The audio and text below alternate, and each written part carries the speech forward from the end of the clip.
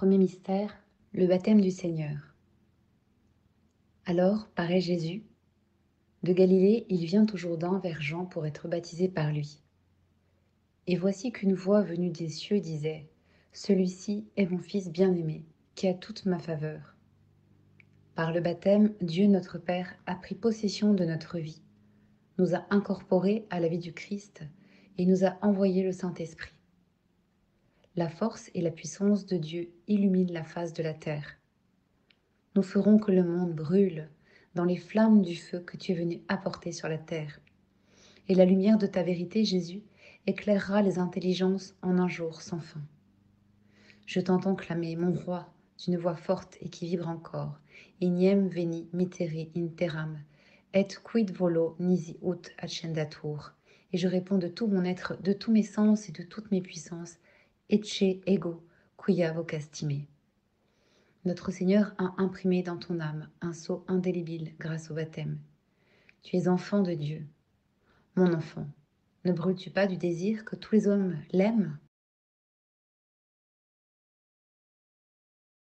Deuxième mystère, les noces de Cana. Dans la foule des invités d'une de ces bruyantes noces campagnardes auxquelles accourent des gens de tous les alentours, Marie s'aperçoit que le vin vient à manquer. Elle seule s'en aperçoit et immédiatement. Comme ces scènes de la vie du Christ nous paraissent familières, c'est que la grandeur de Dieu se mêle à la vie ordinaire courante. Et c'est bien le propre d'une femme, d'une maîtresse de maison avisée, que de relever une négligence, d'être attentive aux petits détails qui rendent agréable l'existence humaine. Ainsi, il en est de Marie. Faites ce qu'il vous dira. Implete hydrias, remplissez les jarres, et le miracle s'opère. Avec cette simplicité, comme une chose ordinaire. C'était leur rôle. L'eau était à la portée de main. Et voilà la première manifestation de la divinité du Seigneur. Les choses les plus banales se transforment en extraordinaires, en surnaturel, quand nous manifestons de la bonne volonté pour nous occuper de ce que Dieu nous demande. Je veux, Seigneur, abandonner mes soucis entre tes mains généreuses. Notre mère, ta mère, comme elle l'a fait à Cana, t'a soufflé à l'oreille, ils n'ont plus de vin.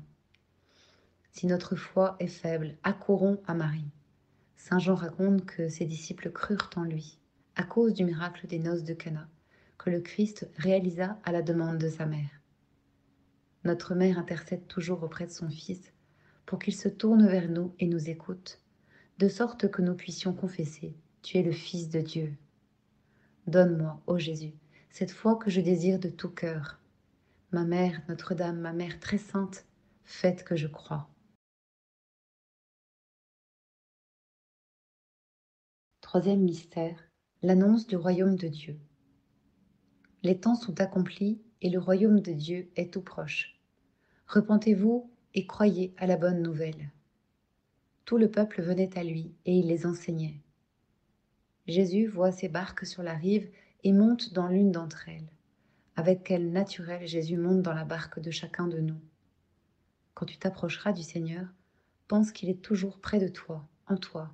Regnum Dei intra vos est, le règne de Dieu parmi vous. Tu le trouveras dans ton cœur. Le Christ doit avant tout régner en notre âme. Pour qu'il règne en moi, j'ai besoin de sa grâce en abondance. C'est le seul moyen pour que tout, le moindre battement de cœur, le moindre souffle, le moindre regard, le mot le plus anodin, la sensation la plus élémentaire, se transforme en un Hosanna à mon Christ roi. Duc in altum, au large, repousse le pessimisme qui te rend lâche. Et laxate retia vestra in cottoram, et jette tes filets pour pêcher. Nous devons avoir confiance en ces paroles du Seigneur, monter dans la barque, saisir les rames, hisser les voiles et nous lancer sur cette mer du monde que le Christ nous remet en héritage. Et regni eius non erit finis, son règne n'aura pas de fin. N'es-tu pas heureux de travailler pour un tel royaume ? Quatrième mystère, la transfiguration. Et il fut transfiguré devant eux. Son visage resplendit comme le soleil et ses vêtements devinrent éblouissants comme la lumière. Jésus, te voir, te parler, demeurer là en te contemplant, abîmé dans l'immensité de ta beauté et ne cesser jamais, jamais de te contempler.